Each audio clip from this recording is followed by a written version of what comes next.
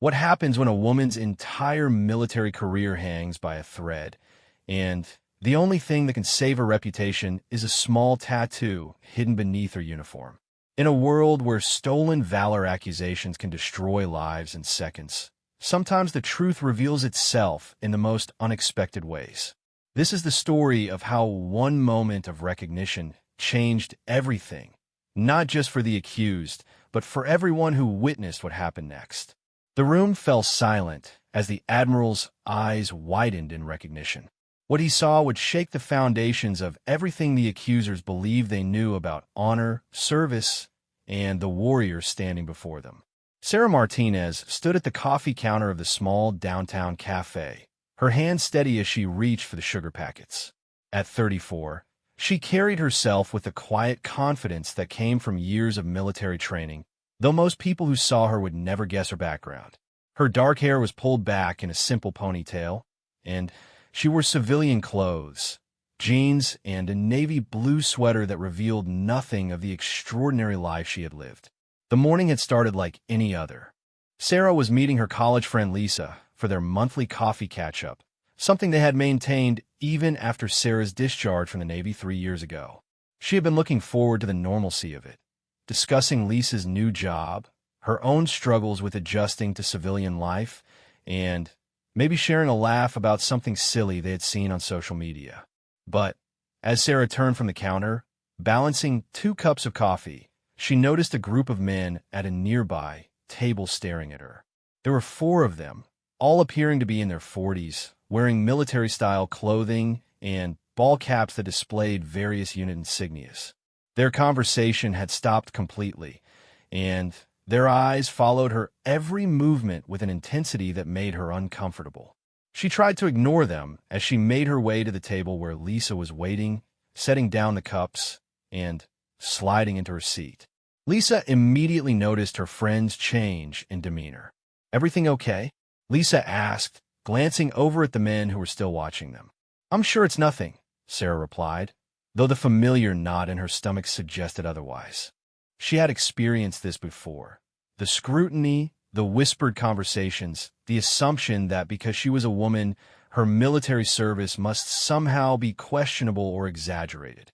The 2 friends tried to continue their conversation, but the atmosphere in the cafe had shifted. Sarah found herself speaking more quietly, her shoulders unconsciously tensing as she sensed the continued attention from the nearby table. After about 10 minutes, one of the men stood up. He was tall and broad-shouldered, with graying hair and a goatee that was clearly maintained with military precision. His walk toward their table was deliberate, and Sarah could see the confrontation coming before he even opened his mouth. "Excuse me, miss," he said, his voice carrying the authority of someone used to being obeyed. "I couldn't help but overhear part of your conversation. Did you just tell your friend that you served with the SEALs?" Sarah looked up at him calmly, though her pulse quickened. "I did serve in the Navy, yes." "That's not what I asked," the man pressed, his tone becoming sharper. "I asked specifically about the SEALs." The entire cafe seemed to quiet down, with other patrons beginning to turn their attention to the developing confrontation. Lisa looked confused and worried, clearly not understanding the significance of what was happening. "I serve in Naval Special Warfare," Sarah replied evenly, choosing her words carefully. "Naval Special Warfare," the man repeated, his voice dripping with skepticism. "That's a pretty broad term, isn't it? Are you claiming you were a Navy SEAL?"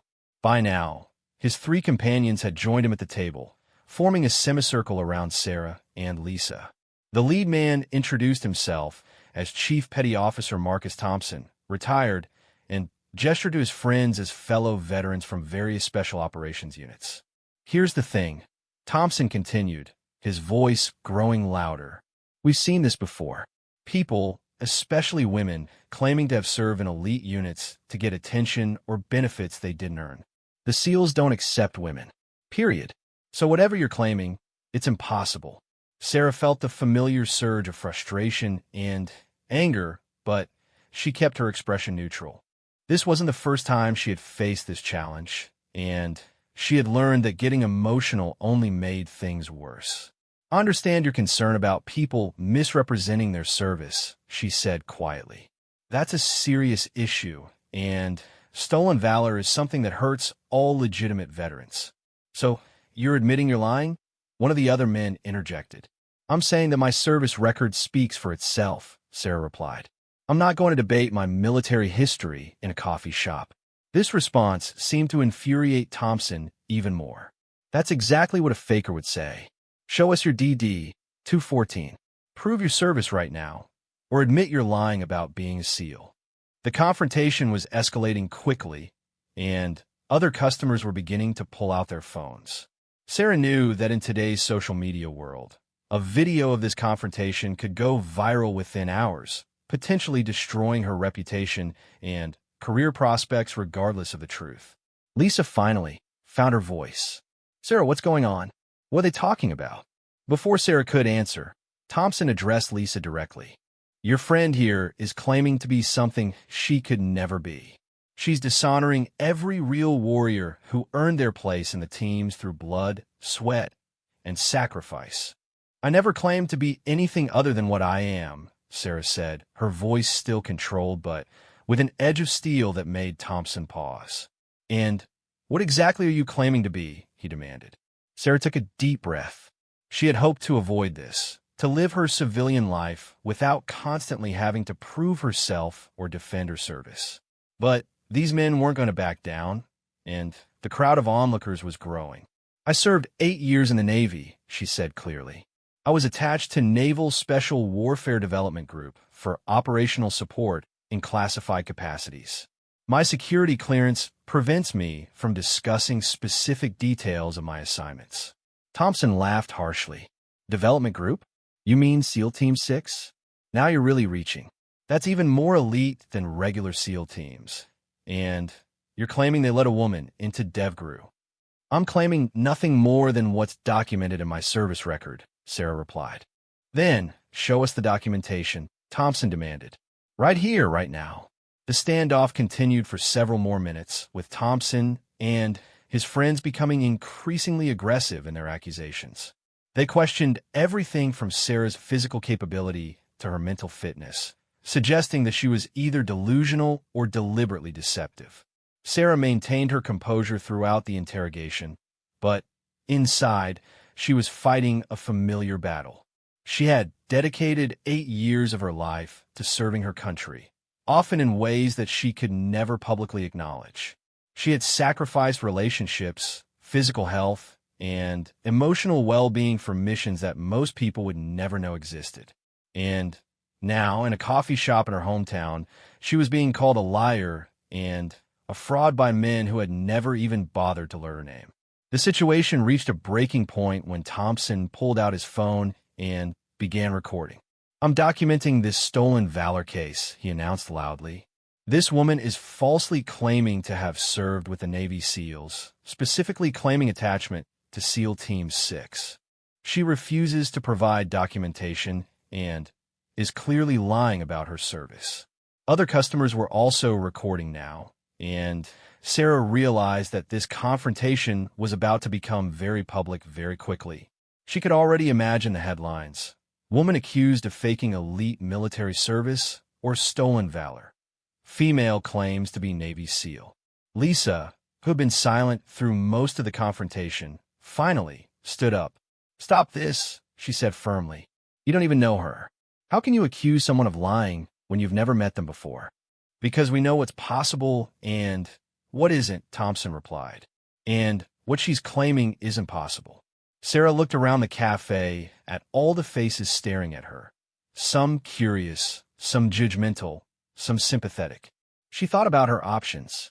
She could walk away, but that would only fuel the accusations and make her look guilty. She could try to explain her service in more detail, but her security clearance genuinely did prevent her from discussing most of what she had done. Or she could stand her ground and hope that somehow the truth would be enough. The irony wasn't lost on her that she was being accused of seeking attention and benefits through false claims, when in reality, she had been struggling with PTSD and adjustment disorders since her discharge. She had taken a quiet job as a technical writer specifically to avoid attention, and she rarely discussed her military service with anyone except her closest friends. As Thompson continued his recording, making increasingly inflammatory statements about stolen valor and the dishonor being shown to real veterans, Sarah made a decision. She wasn't going to run, and she wasn't going to apologize for her service. "Sir," she said, addressing Thompson directly, "I understand your skepticism, and I respect your service to our country. But I'm not going to stand here and be accused of lying about the most important 8 years of my life." "Then prove it," Thompson shot back. "Show us something, anything, that proves you served where you claim you served." Sarah looked at him for a long moment, then at the crowd of people watching this unfold. She thought about the small tattoo on her shoulder, hidden beneath her sweater, a tattoo that only a very few people in the world would recognize and understand. She had gotten it during her final deployment, a simple black design that looked meaningless to most people, but carried profound significance to those who knew its true meaning. But revealing it would require removing her sweater in a public place, and she wasn't sure it would convince Thompson and his friends anyway. They seemed determined to believe she was lying regardless of any evidence she might present. The confrontation might have continued indefinitely if not for what happened next. As Thompson was making another accusatory statement for his recording, the door of the cafe opened, and a man in his 60s walked in. He was wearing a simple business suit, but his bearing and the way he carried himself immediately suggested military background. The man paused just inside the door, taking in the scene, the crowd of people, the phones recording, the obvious tension in the room. His eyes swept the cafe until they landed on Sarah, and for just a moment, she thought she saw a flicker of recognition cross his face. But before she could process what that might mean, Thompson was addressing her again, his voice louder and more aggressive than before. "Last chance," he said. "Admit you're lying about your service, or we're going to make sure everyone knows exactly what kind of person you really are." Sarah felt the weight of the moment. Everything that happened next would determine not just how this confrontation ended, but potentially how the rest of her civilian life would unfold. In the age of social media and viral videos, there might be no coming back from whatever happened in the next few minutes. She looked at Thompson, then at the crowd, then at the man in the business suit who was watching the proceedings with obvious interest. Something about his presence felt significant, though she couldn't quite place why. Taking a deep breath, Sarah prepared to make a choice that would change everything. The man in the business suit approached the confrontation with measured steps, his experienced eyes taking in every detail of the scene. Sarah noticed that despite his civilian clothing, his posture and movements carried the unmistakable bearing of senior military leadership. There was something about the way he held himself that commanded attention without demanding it. "Excuse me," he said quietly, his voice cutting through the tension like a blade. "Is there a problem here?" Thompson, still holding his phone and recording, turned toward the newcomer with barely contained irritation. "This is a private matter, sir. This woman is claiming stolen valor, and we're documenting it for the proper authorities." The older man's eyebrows raised slightly. "Stolen valor is a serious accusation. What specifically is she claiming?" "She says she served with the SEALs," one of Thompson's companions said. "Claims she was attached to SEAL Team 6. It's obviously impossible, and she refuses to provide any proof." The man nodded thoughtfully, then looked directly at Sarah. "And you are?" Sarah met his gaze, something about his calm demeanor helping to steady her own nerves. "Sarah Martinez, sir. I served 8 years in the Navy." "Martinez," he repeated, and Sarah caught something in his tone that made her pulse quicken. "What was your rate and final rank?" "Intelligence specialist, first class, sir." The man was quiet for a moment, studying her face with the intensity of someone trying to place a memory. Thompson, growing impatient with this interruption to his public shaming, spoke up again. "Look, sir, with all due respect, this doesn't concern you. We're trying to expose someone who's dishonoring real veterans by lying about her service. But The older man wasn't listening to Thompson anymore.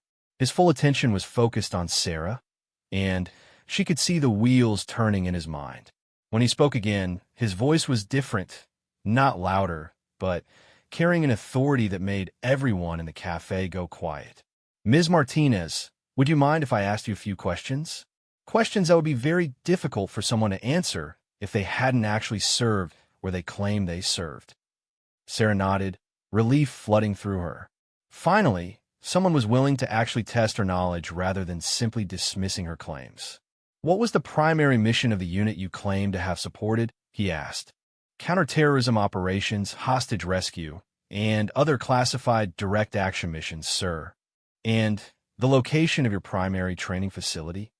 Dam Neck, Virginia, sir, though he also trained at various other locations depending on the specific mission requirements. The man continued his questioning for several more minutes, asking about protocols, procedures, and operational details that would be impossible for someone to know without having actually been there. Sarah answered each question clearly and accurately, her confidence growing with each correct response. Thompson and his friends grew increasingly uncomfortable as it became obvious that Sarah knew far more than any faker would be able to learn from internet research. The questions were too specific, too detailed, and too current for someone to have simply memorized from publicly available sources. Sir, Thompson interrupted, anyone can research this stuff online. She could have studied up before coming here. The older man turned to Thompson with a look that could have frozen fire. Chief, I've been asking questions that aren't available in any public source. The procedures and protocols she's describing are classified and compartmented. You don't learn that information from Google. There was something in the way he said chief that made Thompson take a step back. It wasn't just the word itself, but the tone, the voice of someone who had held command authority over people like Thompson for years. Who are you, sir? Thompson asked, finally beginning to realize that this intervention was not going in the direction he had expected. Admiral James Patterson, retired, the man replied simply. Former commander of Naval Special Warfare Command. The silence that followed this announcement was deafening. Thompson's face went pale, and his companions looked like they wanted to disappear into the floor. Even the cafe customers who had been recording stopped their phones to stare at the unfolding drama. Admiral Patterson turned back to Sarah, his expression becoming more serious. Ms. Martinez, I'm going to ask you something very specific, and I need you to answer honestly. During your time with Naval Special Warfare, did you ever participate in Operation Neptune's Thunder? Sarah's breath caught. Neptune's Thunder had been one of the most classified operations she had been involved in, a counterterrorism mission that had never been publicly acknowledged. The fact that Admiral Patterson knew about it, and was willing to mention it by name, told her everything she needed to know about who he was and what authority he carried. Yes, sir, she said quietly. I was part of the intelligence support team for that operation. The Admiral nodded slowly. I thought I recognized you. You were the analyst who identified the secondary target location, weren't you? The one that intelligence had missed initially? Yes, sir. That intelligence breakthrough saved the lives of 6 operators and 12 hostages, Admiral Patterson said, his voice carrying unmistakable respect. It was exemplary work. Thompson, who had been growing more agitated by the minute, suddenly exploded. This is ridiculous. You're both lying now. There's no way this woman was involved in any real operations. Admiral Patterson turned to face Thompson fully, and when he spoke, his voice carried the full weight of decades of military command. Chief Thompson, you are out of line. You have accused a decorated veteran of stolen valor based on nothing more than your own prejudices and assumptions. You have publicly humiliated someone who served her country with distinction, and you have done so while claiming to represent the values of the military community. But, sir, Thompson stammered, women can't serve in those units. It's against regulations. Chief, there are many things about special operations that are not public knowledge, and many roles that are not officially acknowledged.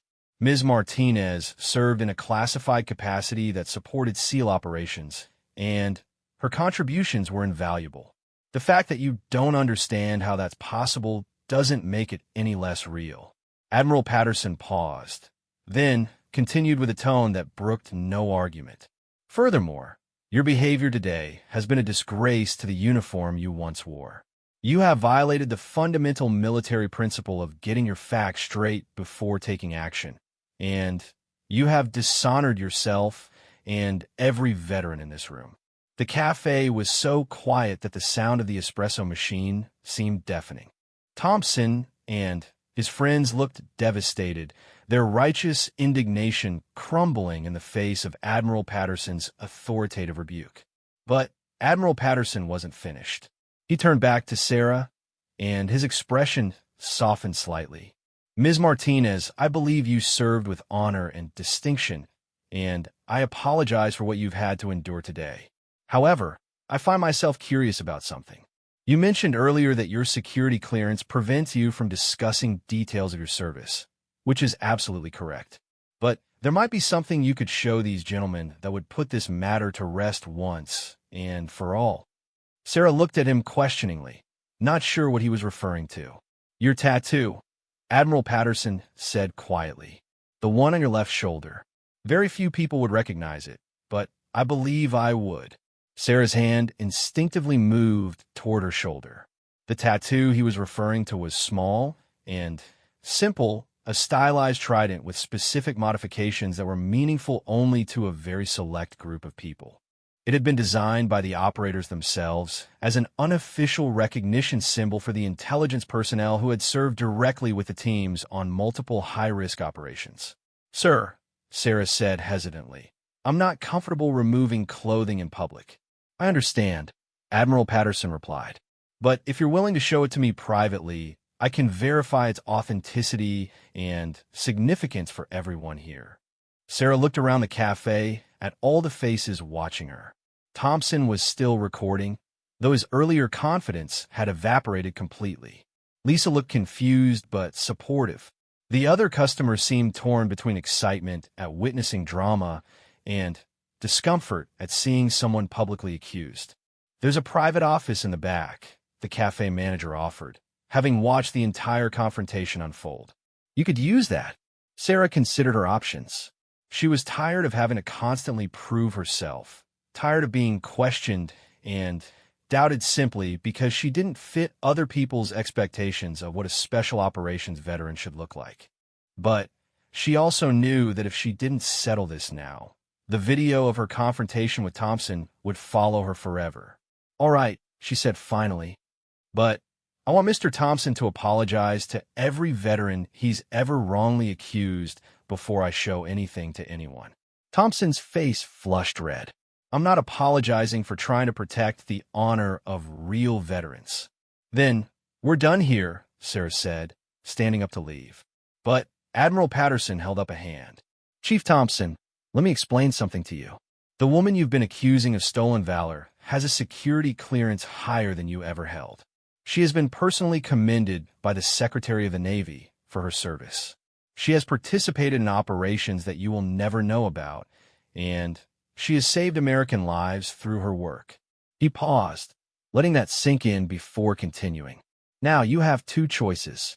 You can continue to make a fool of yourself based on your ignorance and prejudice, or you can acknowledge that you might have made a mistake and show some of the humility that real warriors possess.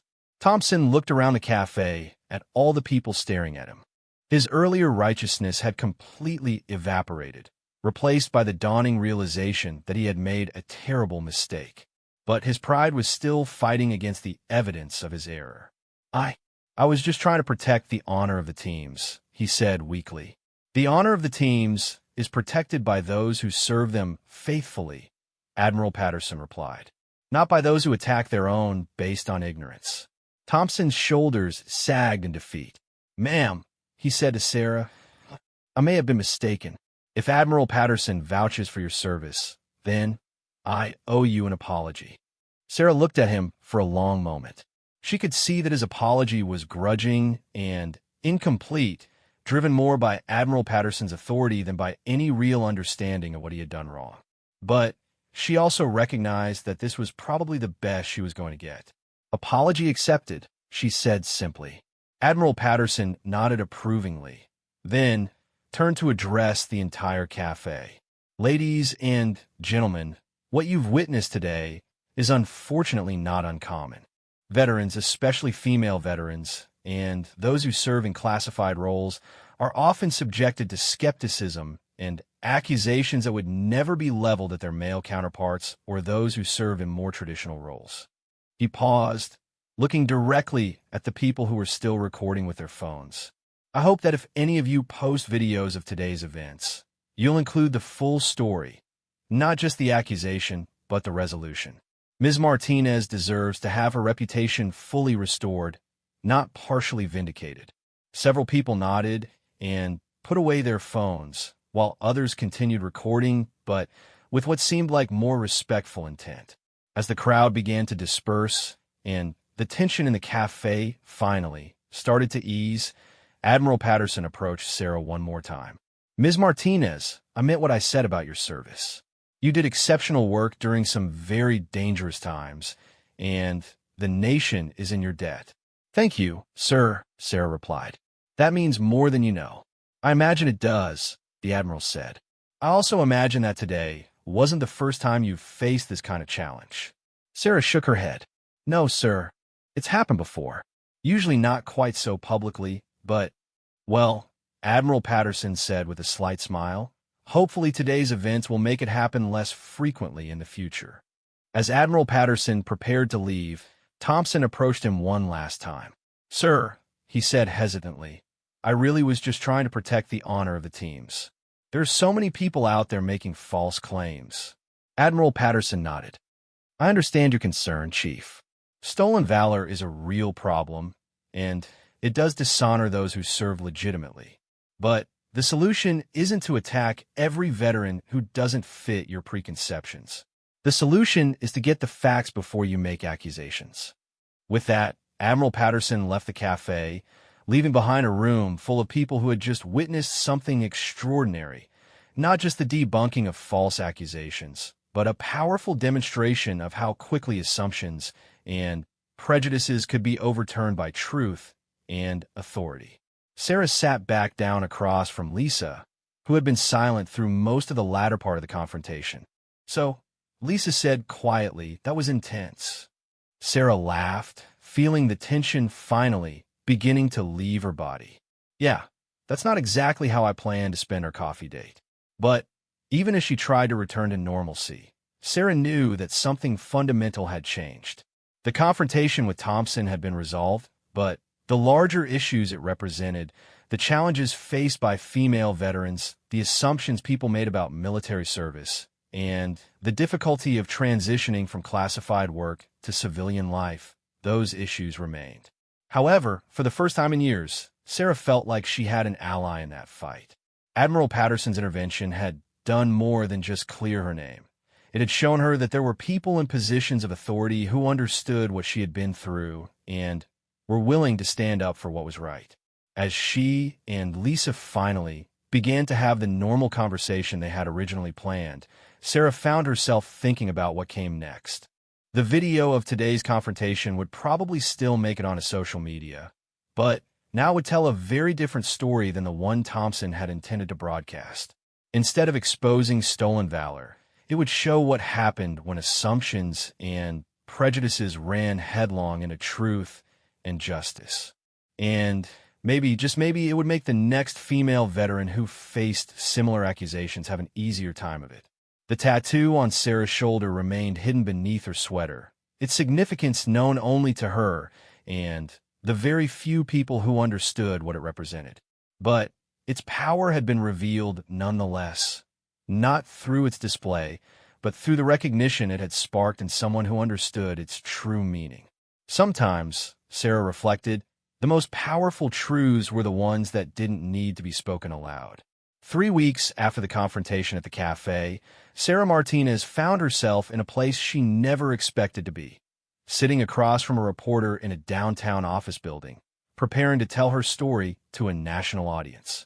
The video of her encounter with Chief Thompson had indeed gone viral, but not in the way Thompson had intended. Admiral Patterson's intervention and authoritative defense of Sarah's service had transformed what could have been a devastating stolen valor accusation into a powerful story about prejudice, assumptions, and the hidden contributions of female veterans. The reporter, Jessica Chun from a respected military affairs publication, had reached out to Sarah after seeing the video shared thousands of times across social media platforms.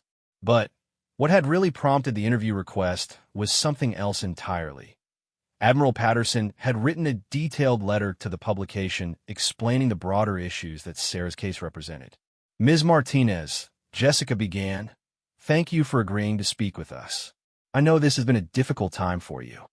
Sarah nodded, still somewhat uncomfortable with the attention, but recognizing the opportunity to shed light on issues that affected many veterans.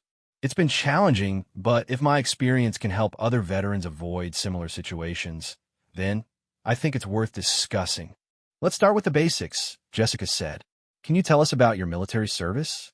I know there are limitations on what you can share due to classification levels, but what can you tell us about your role?" Sarah had rehearsed this part of the conversation, working with Admiral Patterson and a Navy public affairs officer to determine what she could and couldn't discuss publicly. "I served 8 years as an intelligence specialist in the Navy," Sarah began. "For most of that time, I was attached to Naval Special Warfare Units, providing intelligence support for their operations. The specific details of those operations remain classified, but I can say that the work involved high-stakes situations where accurate intelligence could mean the difference between mission success and mission failure, between operators coming home safely and not coming home at all." Jessica nodded, making notes. "Admiral Patterson mentioned in his letter that you received several commendations during your service. Can you share any details about those?" "I received the Navy and Marine Corps Commendation Medal twice, the Navy and Marine Corps Achievement Medal 3 times, and several other awards," Sarah replied. "The citations for most of these remain classified, but they generally related to intelligence work that contributed to successful operations or helped prevent loss of life." "Now, let's talk about what happened at the cafe," Jessica continued. "This wasn't the first time you faced skepticism about your service, was it?" Sarah's expression grew more serious. "No, it wasn't. I'd estimate that I've faced some form of questioning or skepticism about my military service at least once every few months since my discharge. It ranges from casual doubt to outright accusations of lying." "What form does this skepticism usually take?" "It varies," Sarah said. "Sometimes it's questions about whether women can actually serve in special operations roles. Sometimes it's assumptions that because I don't look like what people expect a special operations veteran to look like, I must be exaggerating my service. Sometimes it's demands to see my DD-214 or other documentation, as if I should carry proof of my service wherever I go." Jessica leaned forward. "How has this affected your transition to civilian life?" For the first time in the interview, Sarah's composure wavered slightly. "It's been one of the hardest parts of readjusting. You spend years serving your country, often in ways that you can never publicly acknowledge, and then you find yourself constantly having to defend the fact that you served at all. It makes you want to just hide your military background entirely, which isn't healthy for any veteran. You mentioned that many of your contributions can't be publicly acknowledged. Can you explain what that means for veterans in similar situations?" Sarah thought carefully before answering. "There are thousands of military personnel who serve in classified roles or support classified operations. Their contributions to national security are real and significant, but they can't be publicly recognized because doing so would compromise operational security. When these veterans transition to civilian life, they face a unique challenge. They can't fully explain their service to prove their worth to skeptics. This seems particularly challenging for female veterans," Jessica observed. "It is," Sarah agreed. "Female veterans face additional skepticism because many people still have outdated ideas about what roles women can serve in the military. Even though women have been serving in combat and combat support roles for years, the public perception often hasn't caught up with that reality."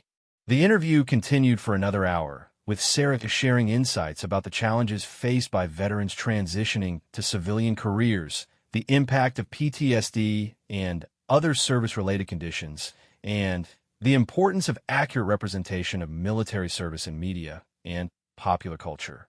But what made the interview particularly powerful was what happened after Jessica turned off her recording device. "There's something else I want to discuss with you," Jessica said. "Admiral Patterson has proposed something that he thinks might help address some of the issues you've experienced." Sarah raised an eyebrow. "What kind of proposal?" "He's working with several veteran advocacy organizations to develop a program that would provide verification services for veterans who served in classified roles. The idea is to create a system where veterans like yourself could have their service independently verified without having to disclose classified information." This was news to Sarah. "How would that work?" "The details are still being worked out," Jessica explained, "but the basic concept would involve creating a verification board made up of retired senior officers with appropriate security clearances. Veterans who serve in classified roles could request verification, and the board would review their service records and provide an official statement confirming their service without revealing any classified details." Sarah considered this idea. "That could actually be really helpful. There are probably hundreds of veterans dealing with similar challenges." "Admiral Patterson thinks there are thousands," Jessica said. "He's been making some calls since your cafe incident, and he's hearing from veterans all over the country who have faced similar situations." Over the following weeks, Sarah found herself becoming unexpectedly involved in Admiral Patterson's verification program initiative. Her story had resonated with veterans across the military spectrum, from former special operations personnel to intelligence analysts to military police officers who had served in classified capacities. The response was both heartening and heartbreaking. Sarah received dozens of emails from veterans sharing their own stories of being doubted, questioned, or accused of exaggerating their service. Many were women, but not all. Male veterans who had served in intelligence, communications, or other support roles that weren't traditionally seen as heroic also faced skepticism about their contributions. One email that particularly struck Sarah came from a former Air Force intelligence analyst named Maria Rodriguez. "I saw your video online and wanted to thank you for standing up to those men. I've been dealing with similar challenges for 3 years since I left the military. I worked intelligence support for drone operations, and I can't talk about the specific missions or targets, but I know that the intelligence I provided helped save American lives and eliminate high-value terrorist targets. But when people ask what I did in the Air Force, all I can say is intelligence work, and I get the same skeptical looks you got at that cafe. People assume I was just pushing papers or answering phones.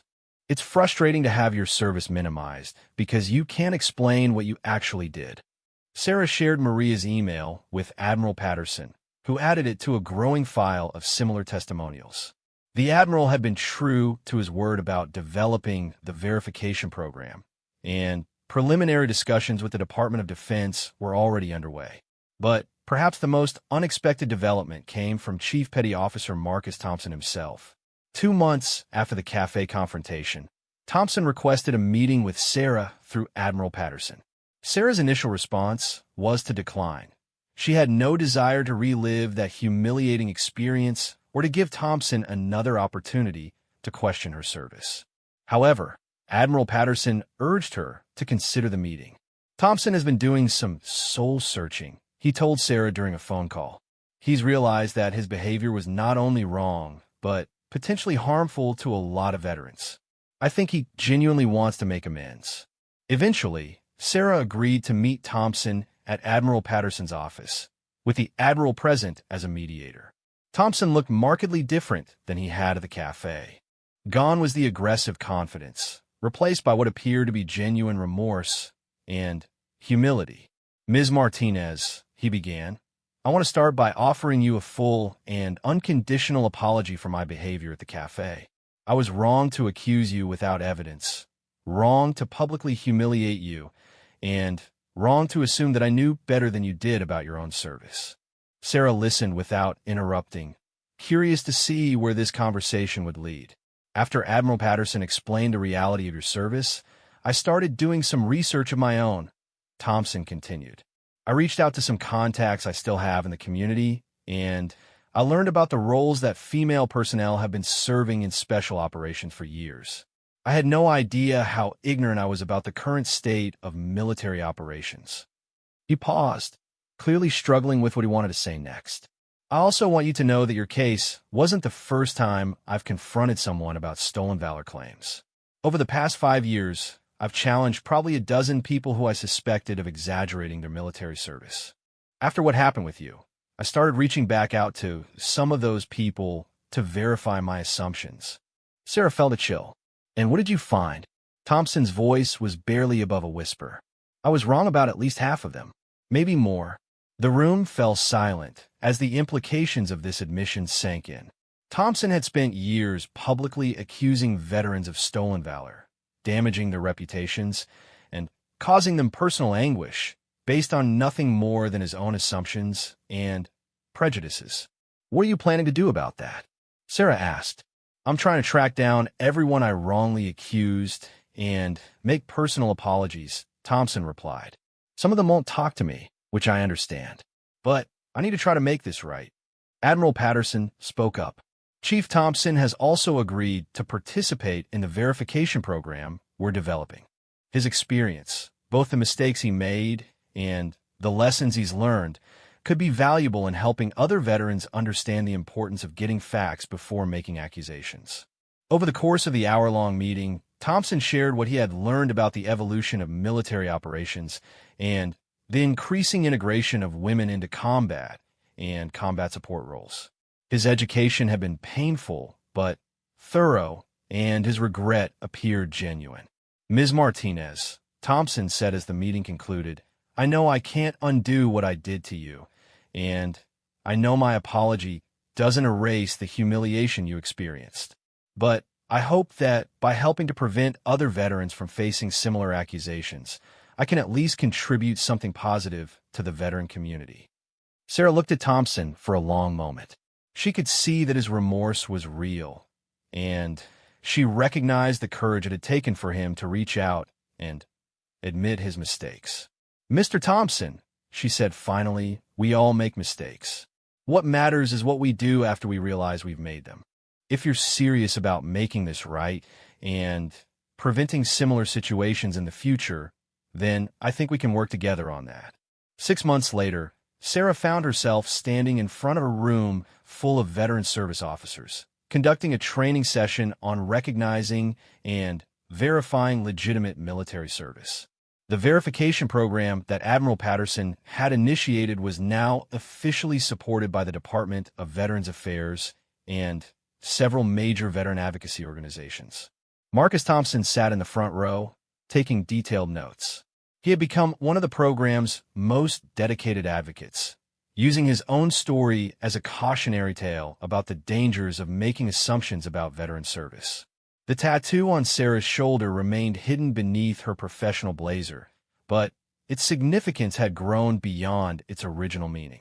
What had started as a simple recognition symbol among a small group of operators and support personnel had become a catalyst for a much larger conversation about the diverse nature of military service and the challenges faced by veterans transitioning to civilian life. Sarah's story had taken on a life of its own, inspiring other veterans to speak up about their experiences and prompting policy changes in how veteran verification was conducted. The cafe confrontation that had started as her worst nightmare had somehow transformed into an opportunity to create positive change for thousands of veterans.